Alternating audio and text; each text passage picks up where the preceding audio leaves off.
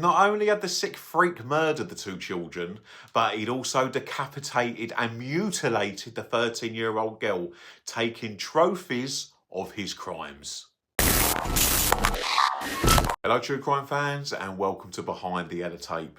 Every parent in the quiet expanse of Ellis County in Texas lived with a shared, unspoken sense of security. It was the kind of place where the horizon seemed endless and the dangers of the big city felt worlds away. But on a sweltering Tuesday in July 1993, that peace was shattered by a discovery so calculated and so depraved that it would change the community forever. Two children went out for a walk in the summer sun.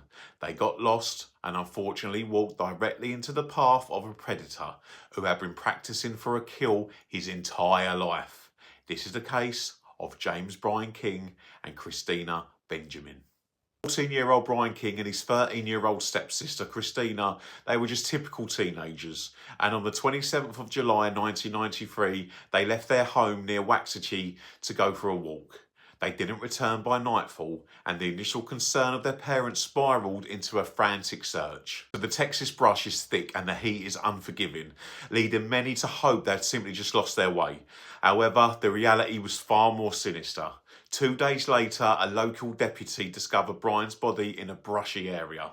He had been shot multiple times with a .22 caliber rifle, but there was no sign of Christina. The investigation moved with lightning speed. Investigators quickly zeroed in on 20-year-old Jason Eric Masse.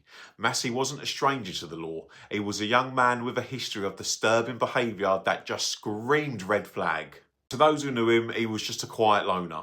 But his journals revealed a different man, one obsessed with gore, sexual violence and the macabre. When police searched his car, they found a literal murder kit and a cooler. Inside that cooler, they found the gruesome evidence of what had happened to poor Christina. Massey hadn't just murdered the two children, but he'd also decapitated and mutilated Christina. He took trophies of his crime. It was a level of premeditated cruelty that stunned even veteran homicide detectives. Massey had spent years killing and mutilating animals, a classic precursor to human violence. And on that day in July, he finally graduated to his ultimate fantasy. The trial really was a harrowing ordeal for the Ellis County. The evidence was overwhelming, centred largely on Massey's own writings, where he detailed his desire to become a serial killer. In 1994, Jason Eric Masse was found guilty of capital murder and sentenced to death. He was executed by lethal injection in 2001. Personally, I think he should have had his head cut off like he did to the poor girl. The legacy of Brian and Christina is one of profound loss, but also a reminder of the importance of recognising the warning signs of escalating violence. They were two children whose futures were stolen away by a man who saw them not as people, but as targets. Thank you for listening today, and remember, stay behind the yellow tape.